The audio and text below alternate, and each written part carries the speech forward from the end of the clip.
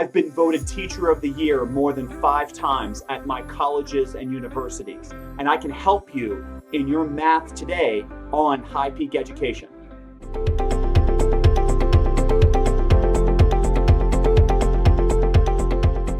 In the diagram below, AB, CD, and EF, those are all lines, are parallel. Find the length of segment AC.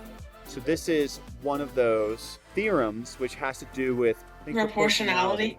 I think so. So these are parallel lines cut by transversals. So I think the theorem should look something like this. So if you have something like this situation here, where we have AC and CE on the bottom between these parallel lines, and BD and DF, then what's on the left, AC to CE, is proportional to what's on the right, BD to DF. Now, I'm assuming that those 8s shown there in the diagram are the line segments BD to DF as well. They're both 8. Would you agree? Yes.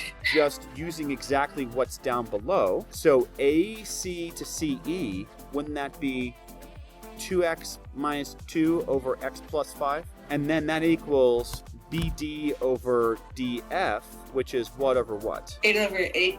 Nice, 8 over 8. Now here's a question. Can we simplify 8 over 8 to become 1 over 1? Yes, or just 1. Yeah, or just 1. Now we could cross multiply, but could we just multiply the denominator by both sides to just get rid of fractions? Yes, yeah. Okay, let's multiply both sides here by x plus 5. So it's going to get 2x minus 2 equals what? Wouldn't it just be x plus 5? X plus 5, Yeah. exactly. Because 1 times anything is itself, even if it's a variable expression. Okay, how do we get on to solving this? Combine like terms?